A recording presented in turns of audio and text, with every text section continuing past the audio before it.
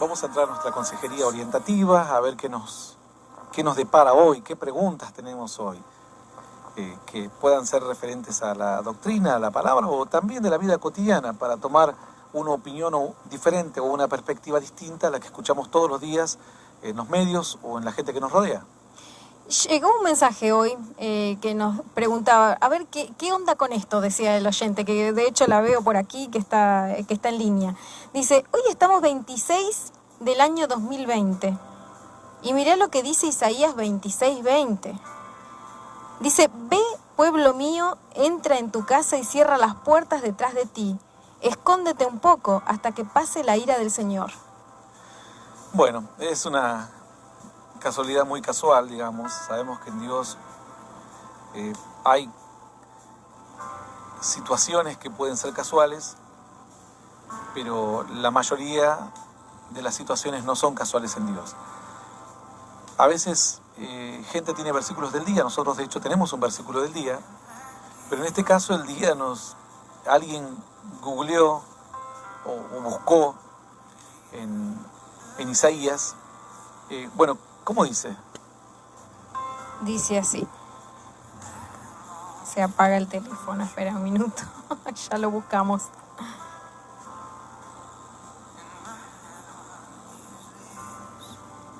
Isaías 26:20 dice, ve, pueblo mío, entra en tu casa y cierra las puertas detrás de ti. Escóndete un poco hasta que pase la ira del Señor. Bueno, esto es referente a lo que fue el día de ayer, el día 26 del 2020, ¿no? Pero en Dios hay mensajes que no necesariamente tenemos que buscar específicamente una fecha o hacer lo que comúnmente se denomina numerología. Hay personas que a veces les llama la atención estas coincidencias, que en este caso el mensaje de Dios es un mensaje que se podría aplicar tranquilamente a estos días. Yo no sé si sería conveniente hablar de que esto es la ira de Dios directamente, aunque tranquilamente puede serlo, pero yo no soy la persona indicada para decir si una guerra es la ira de Dios o es producto de la torpeza humana. Lo que sí puedo decir es que Dios habla, eso sí puedo decir, y que Dios tiene formas de hablar a la humanidad y a los gobernantes. ¿Cuáles son las formas en que Dios habla a los gobernantes?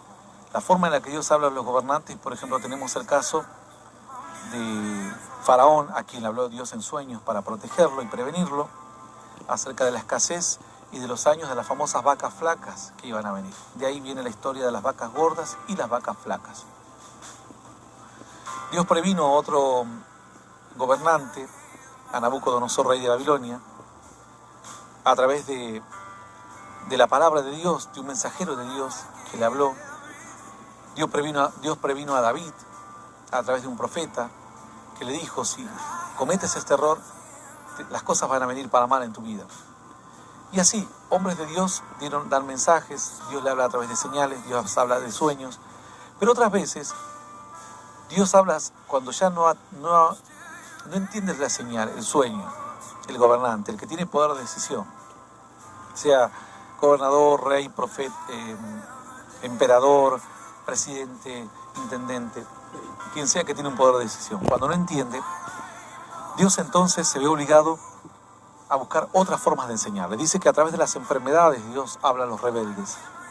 Así dice la Escritura, cuando el hombre está en su cama, gimiendo por sus enfermedades, gimiendo por su dolor, se da cuenta que hay un Creador en los cielos y clama, pide, se arrepiente de sus pecados.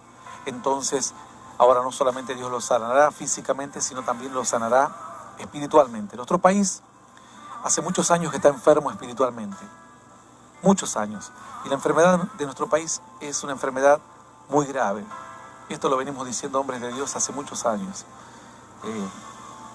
Con todo lo que ha pasado con el matrimonio homosexual, el lobby homosexual y lesbiano aquí en Argentina, que ha sido muy fuerte, a tal punto que han obligado a los médicos a que operen a personas para cambio de sexo, gastando dinero del Estado, cuando ese dinero podría haber ido a los niños que se están muriendo de hambre y que nadie hace nada.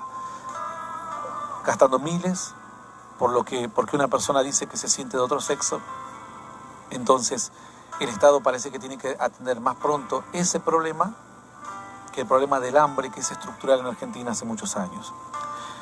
Se ha hecho un lobby muy fuerte a través del asesinato de niños, como es el aborto, muy fuerte, y este presidente, el actual, ha estado a favor y dice que iba a enviar leyes para que se pueda legalizar el aborto, legalizar el asesinato de niños.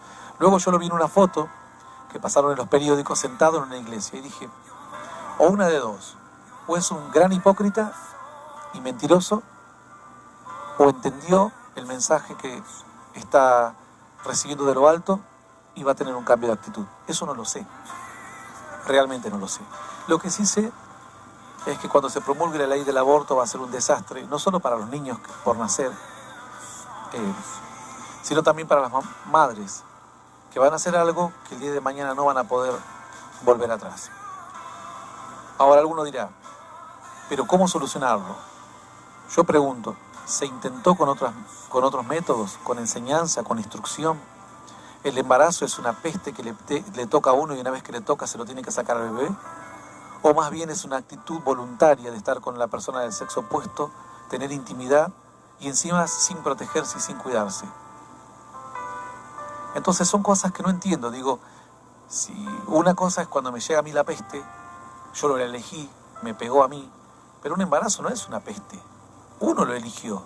Uno eligió tener sexo antes del matrimonio. Alguno dirá, bueno, pero sos un anticuado que no querés que la gente tenga sexo antes del matrimonio. Y además, pongamos, yo no voy a decir quién tenga que tener sexo antes del matrimonio, no. Cada uno hace con su cuerpo lo que quiere.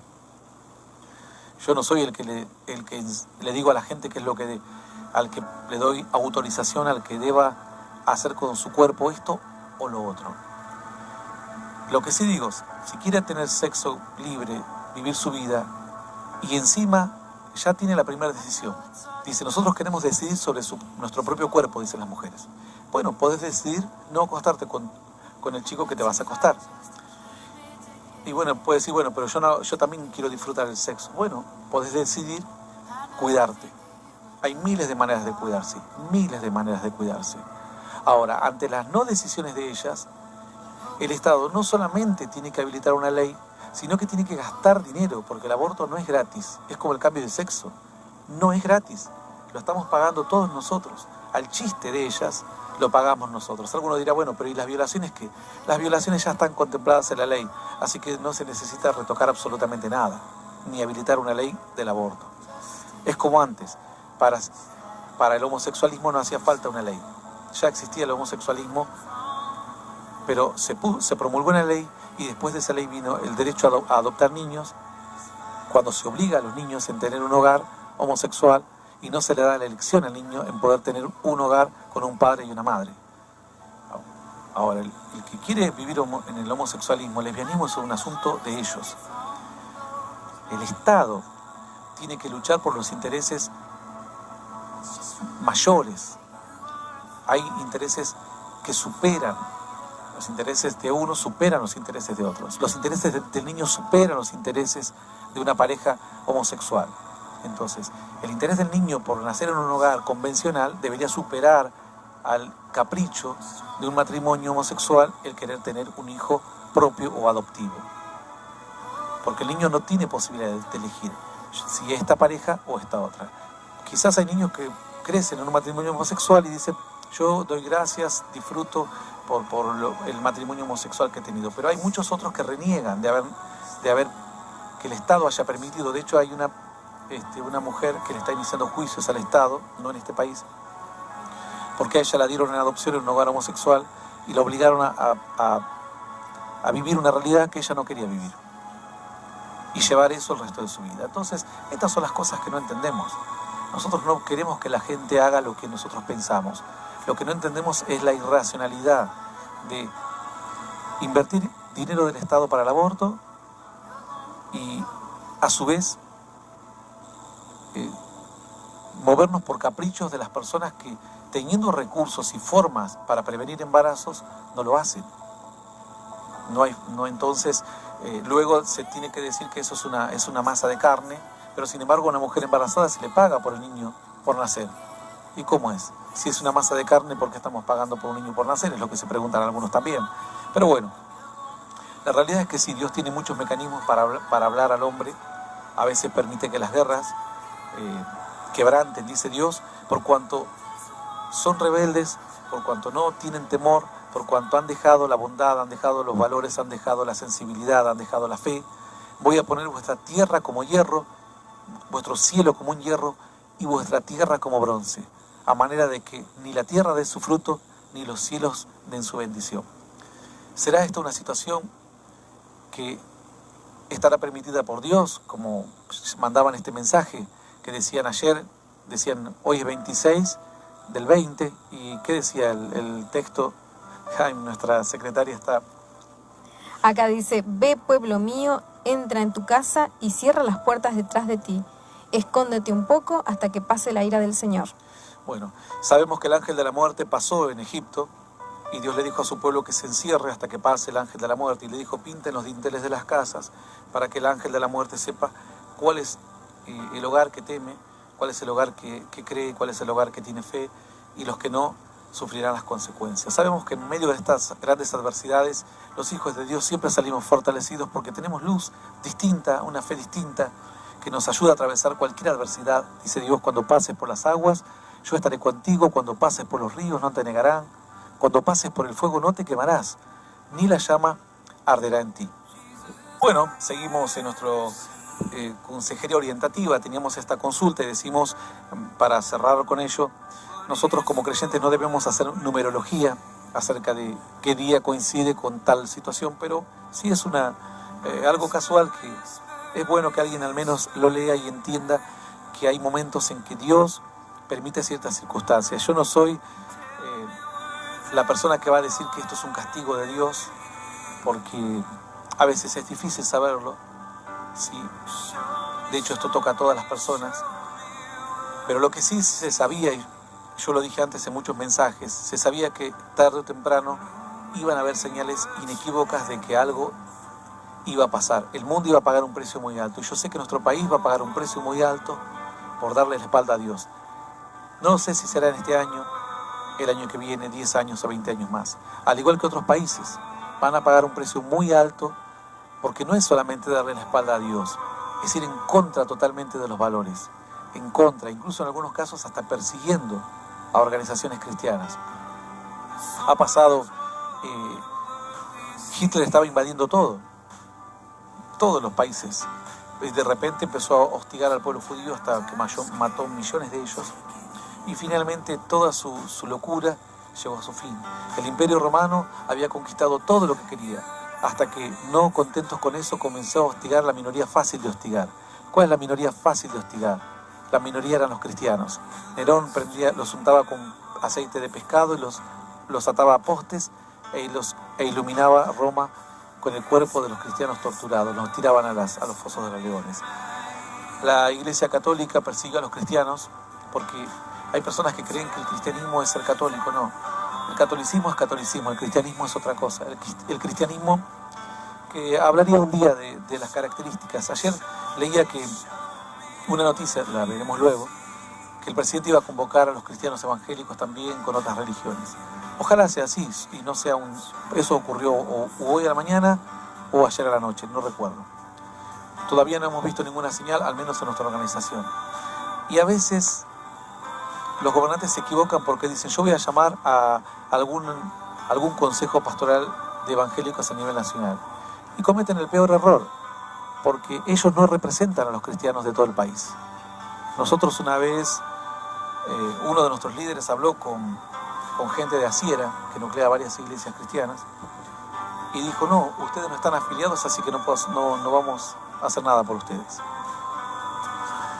Entonces, existen incluso otras organizaciones nacionales que nuclean a los cristianos, pero no hay ninguna organización que nuclee a todos los cristianos en Argentina. No existe. Hay muchas iglesias independientes que no están contenidas por ninguna organización en el país. Alguno dirá, entonces dígame, ¿cuál es la mejor forma de llegar a los cristianos? ¿A través de Asiera, a través de alguna organización? Hay otra organización, que no recuerdo cuál es, grande también y más antigua que Asiera, es la primera en estos últimos tiempos. Que la mejor manera de llegar es a través de los municipios. Los municipios saben qué iglesias están trabajando en cada barrio.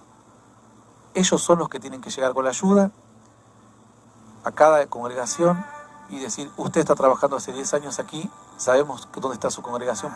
Porque muchas veces existen organizaciones que dicen representar a los cristianos que no representan a nadie. No representan. No tienen la cobertura que tienen otras organizaciones que no están incluidas. La nuestra no está incluida ni en Asiera ni en otra organización cristiana. Entonces, al igual que la nuestra, hay muchas más que tampoco están incluidas. Entonces, si quieren llegar y trabajar con las congregaciones, no pueden ir a pensar que porque van a hablar con gente de Asiera o gente de otra organización, la Unión Evangélica Argentina o algo así, no recuerdo exactamente el nombre, ninguno de ellos representa a todos los cristianos en el país, en lo más mínimo. Les puedo asegurar porque conocemos esto nosotros. En algunos casos cuentan, dicen, están afiliados a nosotros tantas iglesias, y a veces hay iglesias que ya ni existen, organizaciones que se crearon hace años y que no existen, o congregaciones cuyos ministerios se desaparecieron o se dividieron, y de ahí nacieron otras congregaciones. Pero seguramente, respondiendo y finalizando con esto, Dios permite ciertas circunstancias, como decía, yo no sé si lo puso Dios o no a esta adversidad, pero que la permitió Dios, estoy completamente seguro. Dios permite o deja de permitir. A veces la peste la puede provocar el mismo hombre, o la misma torpeza del hombre provocar el desborde de los ríos, o el crecimiento de los mares, o cataclismos, pero Dios permite o deja de permitir. Y estoy totalmente seguro que este es el momento para tener un cambio de actitud y volver un poco más, dejar de ser tan inmorales, dejar de ser tan delincuentes, tan ladrones. En algunos países de Latinoamérica la delincuencia por parte de los gobernantes es totalmente descarada, la convivencia con el narcotráfico es descarada, la convivencia con el espionaje ilegal es descarado, la convivencia con la corrupción es descarada. Cada uno se pondrá la bota que le corresponda, pero Latinoamérica tiene esta peste con la cual estamos luchando hace más de 50 años atrás, y es mucho más terrible que el coronavirus. Obviamente que el coronavirus es terrible, tenemos que combatirlo entre todos con las recomendaciones de los expertos, pero una vez pasado el coronavirus, tenemos que saber cuál es el enemigo que nos queda, y que el coronavirus quizás en 1 año o en 2 lo podemos derrotar, porque hay muchos países trabajando. La corrupción en Latinoamérica, hay muchos países que no les importa combatirla, porque se aprovechan de la corrupción para sacar el oro, pagando pocos impuestos, explotar nuestras tierras, quitando recursos naturales, pagando pocos impuestos o dejándole poco a nuestros países. Entonces, el mundo quiere erradicar al coronavirus, en poco tiempo lo vamos a erradicar, porque todas las mentes y las mentes brillantes del mundo están trabajando. Laboratorios en China, en Alemania, en Francia, Estados Unidos, etcétera, la India y demás. Pero la corrupción, a los únicos que les interesa erradicarla es al pueblo latinoamericano. Ni siquiera a los políticos o a los que viven de la política y han vivido desde los últimos 30 o 40 años, no les interesa lucharla. Y a otros países tampoco les interesa erradicarla. Entonces, ese va a ser el peor virus con el cual vamos a luchar. Tal vez yo me muera y nunca vea siquiera un cambio. Quizás mis hijos se mueran y no vean un cambio. Quizás mis nietos vean por fin un cambio en toda Latinoamérica, que haya vencido por fin el virus de la corrupción. Bueno, seguimos aquí transmitiendo. Estamos en nuestra sala de consejería orientativa. Sabemos que las nuestras son opiniones. La palabra no admite opiniones divergentes o diversas, porque tenemos que todos alinearnos en un solo pensamiento. Así que en este caso la palabra es nuestra guía, sin importar dónde se encuentre el creyente, la persona que cree en la fe, en el poder de Dios, tiene que estar de acuerdo. Nos vamos a terminar encontrando todos en el pensamiento de Dios a través de la palabra. Así que el mismo sentir vamos a terminar teniendo todos, la misma esperanza vamos a terminar teniendo todos. Habrá pequeñas diferencias doctrinales en aspectos de la vida cotidiana, pero la paz, el perdón de pecados, la restauración, la misericordia, el amor, la bondad, la entrega, la santidad, la fe, la consagración, no admiten diferencias. todos vamos a compartir exactamente lo mismo. Sean personas que están nucleadas en una organización, nucleadas en otra, en otro país, en Latinoamérica o en cualquier país del mundo. Si subías la palabra de Dios, nos encontraremos allí. ¿Tenemos otra pregunta? Tenemos preguntas y tenemos saludos también. Valeria Domenecho, hola pastor, lo escucho desde Los Ángeles, California. Verónica Alejandra Lucero, pastor, escuchándolo de General Rodríguez. Judith Cobos, muchas bendiciones, pastores, desde ahí de Río Gallegos nos están escuchando. Y tenemos una pregunta más que nos mandaron recién, dice: bendiciones, pastor, mi pregunta es, ¿cómo me doy cuenta que una persona está endemoniada? ¿Y cómo prepararme o saber que una persona fue libre de un espíritu malo? Saludos desde Salta. Bueno, no hay que prepararse para nada para saber si una persona es libre o no de un espíritu malo.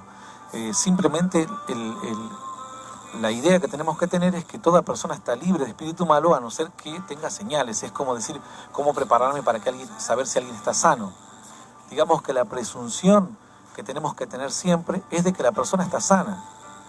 A no ser que surjan casos, esto es una epidemia, es algo que sucede una vez en un siglo o dos veces en un siglo. En el caso, además esto es algo contagioso, el otro es una cuestión espiritual, en el caso de que una persona esté libre, uno no tiene que prepararse, simplemente asumir que todos los que están en un grupo, leen la Biblia, están libres de espíritus inmundos. Ahora, que uno puede tener errores o defectos, sin lugar a dudas podemos tenerlo todos, y no necesariamente tenemos que estar poseídos por un espíritu inmundo para tener errores o un mal carácter, o tener quizás un mal ánimo, o malas respuestas y demás. ¿Cómo decía la primera parte? Respondí la segunda, que era más simple. ¿Cómo hago para saber si una persona estaba endemoniada? ¿Cómo hacer para saber si una persona estaba endemoniada? No, eso ya lo respondí. La primera parte... Se perdí entre tantos mensajes por ahí. Bueno, mi secretaria se me va. Pero para liberar a una persona, que era lo que preguntaban, ¿cómo hacer para liberar? Para saber si está libre, creo que era. No, eso era la segunda parte. Para liberar a una persona, cuando uno tiene que enfrentar una liberación, en primer lugar uno tiene que estar seguro de que tiene un don de Dios y que el poder del Espíritu Santo está en él, y que de parte de la organización a la cual pertenece una iglesia le da un respaldo y lo capacita. Ahora, luego la persona, ¿cómo se prepara uno para echar fuera un demonio? La persona no tiene que ir y buscar demonios, porque nosotros no buscamos demonios. Nosotros tenemos que, el mensaje de Dios es ir y predicar, ser un canal de bendición. Eventualmente se van a manifestar los demonios. Cuando se manifiesta un demonio, uno tiene que estar seguro que, porque hay congregaciones pequeñas que me escuchan y dicen, no sabemos. Ustedes tienen que estar seguros que si se manifiesta alguien en su iglesia, en Chilecito, en La Quiaca, en las Lomitas, o algo así se llama en Formosa, no recuerdo exactamente el nombre. Si se manifiesta alguien, el grupo va a estar preparado y va a tener un líder o un referente, sea que sea un encargado de obra, un líder. Ese referente va a estar preparado para poder echar fuera un demonio. Una vez que se ora por esa persona quizás puede tener alguna escaramuza o algún intento de volver a hacer creer a los demás que todavía está poseído. Este es un gran problema que a veces se enfrentan muchos creyentes. Ellos dan la palabra, lo echan al demonio. Viene la chica a las 4 de la mañana diciendo, no, tuve un sueño, salté de la cama y se me hace que el demonio lo tengo adentro todavía, y ellos le vuelven a orar por el demonio. Este es un grave error. Estoy hablando solo para casos excepcionales. La gente, no quiero que tome la idea de que cuando va a una iglesia se está lleno de demonios, porque no es así. Ocurren en forma excepcional en las congregaciones. Quizás uno va a una iglesia durante un año y no hay ningún endemoniado. Aparte, hay congregaciones que tienen un grupo de gente, un 70, un 80, que son siempre los mismos. No se van a estar manifestando los mismos 70 que hace 10 años que van a la iglesia, por ejemplo. A veces lo que ocurre es la duda del que libera. Que alguien viene y dice, no, me volvió a molestar Satanás, entonces vuelve a orarle reprendiéndole. Lo que en ese caso tiene que hacer es decirle, no, nosotros ya dimos la voz de autoridad. Es como ya enganchamos al pez en la boca, y lo estamos sacando. Lo que está haciendo está luchando un poco, pataleando, pero ya está enganchado y salió. Ya dimos la voz de autoridad. Está luchando, quiere volver a entrar, quiere hacerte dudar, quiere engañarte para que vos tengas dudas, yo tenga dudas y te voy a estar orando otra vez a las 5 de la mañana hoy. Mañana a las 4 de la tarde vas a volver porque de repente sentiste nerviosa y pensás que el demonio lo tenés adentro y te voy a volver a orar. Y lo que logran es entrar en una cadena de incredulidades, en que la persona se manifiesta repetidas veces y porque tuvo alguna escaramuza de batalla que el diablo le puso. Es como que nunca termina de salir, pero es porque no se dio la palabra de autoridad, no se dio. Dice la Escritura que vino un varón y le dijo, quiero que sanes a mi hijo, le dijo a Jesús, porque mi hijo está mal. A veces lo tira en el fuego, el espíritu a veces lo tira en el agua, hace espumarajos. Y dice que los discípulos no tenían la fe suficiente, era cuestión de fe. Ahora, uno dirá, bueno, usted lo dice muy fácil, ¿dónde compro la fe? ¿Cómo consigo la fe? Yo te voy a decir algo y ruego a Dios que los líderes y los pastores, principalmente los líderes, pastores, evangelistas, quienes fueren que tienen una responsabilidad grande, tomen nota de esto. Yo en cada cruzada que hago oro por las enfermedades y realmente es una expresión común que uno dice me canso, pero no me canso, sino que vemos cantidad de milagros siempre. Aún hoy estuvimos escuchando milagros tremendos, sanidad de SIDA y sanidad de cáncer. Gente que incluso nos comparte por las redes. Cada vez son más milagros tremendos de Dios. En cada cruzada. Ahora, alguien dirá, ¿cómo usted está seguro? ¿Cómo usted puede orar con fe, echar fuera un demonio con fe? Se convierte en brujos en las cruzadas o por las predicaciones.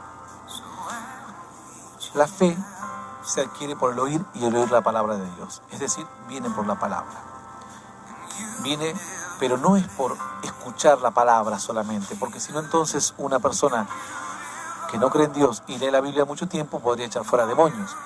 Cuando la Biblia dice que la fe viene por el oír y el oír palabra de Dios, está haciendo referencia a incorporar la palabra a nuestra vida, no a escucharla, no como quien escucha o como quien lee un libro, o como quien estudia matemática o física o química o cualquier profesión, abogado, contador, médico, ingeniero, cualquier profesión, sino como quien la mete adentro de su corazón, la introduce en su mente y comienza a vivirla. Entonces ahí, mientras uno comienza a vivirla, ahí se provoca, es como yo leer una receta, Mariana. Yo leo una receta y me la sé de memoria. Ahora, ¿me sirve a mí saberme de memoria la receta? Si yo no voy y comienzo a cocinar y a buscar los ingredientes y a mezclarlos como dice la receta, si yo simplemente la sé de memoria, me sirve de poco. Si yo la pongo por obra y comienzo a mezclar los ingredientes y cocino, ahí entonces tiene toda la potencia de la receta, ahí cumplió su propósito. El propósito de la palabra es comenzar a vivirla. Cuando yo la vivo y transito, a medida que transito el tiempo, la palabra se hace más piel en mi vida, más fuerza en mi vida. Entonces llega un punto en que la fe no es algo que yo quiero forzar, es algo que lo tengo adentro de mí, ya está conmigo, porque estuvo conmigo viviendo. Es como la paz, es como el buen ánimo. Cada vez que uno conoce los versículos de la Biblia, los incorpora en su vida, va teniendo buen ánimo. Ya ha llegado un momento, no dice ahora voy a tener buen ánimo, sino que el buen ánimo está con él porque sabe que por ser un hijo de Dios todas las cosas le va a ir bien. Puede tener luchas, pequeñas pruebas, adversidades, algunos golpes, pero tarde o temprano dice que el justo tendrá un final feliz, dice la Escritura. La vida del justo va a ser con un final feliz.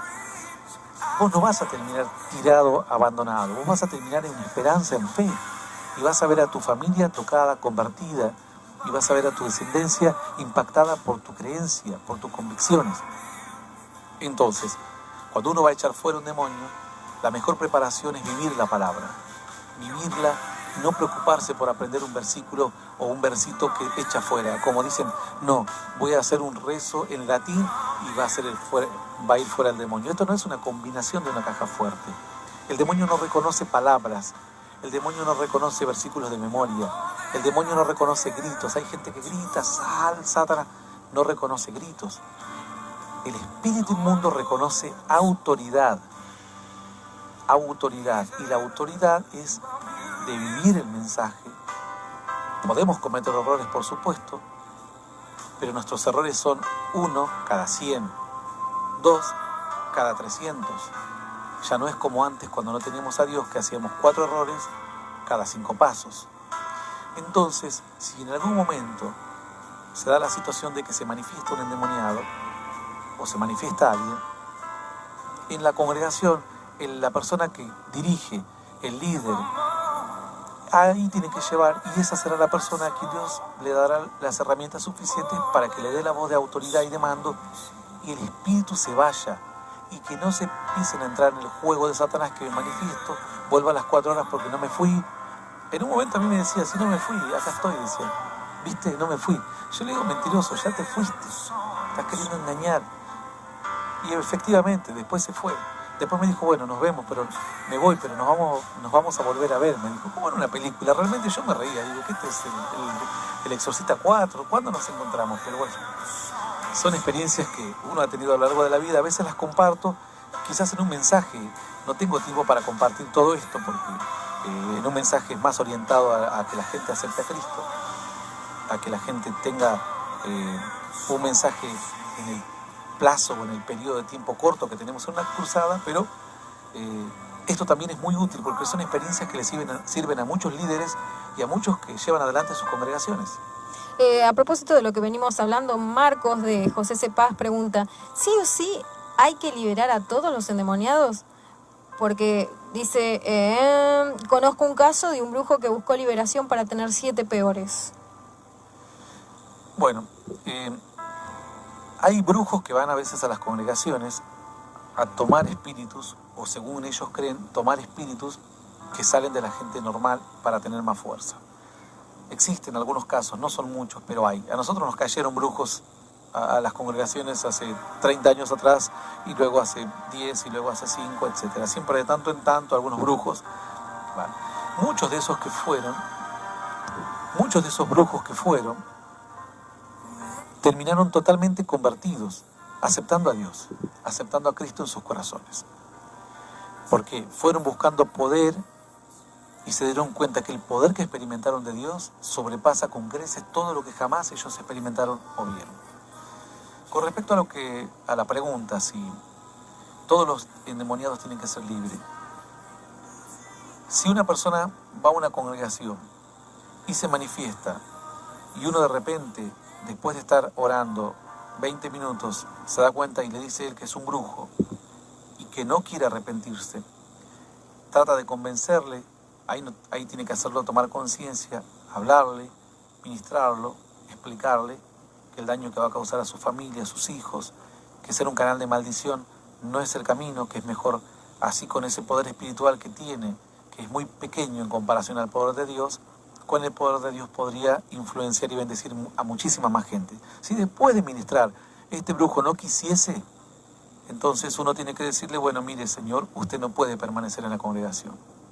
Porque aquí vienen las personas a buscar de Dios y no a gritar y a manifestarse y a estar como si fuese una película del exorcista, siendo que ya usted está demostrando que no quiere.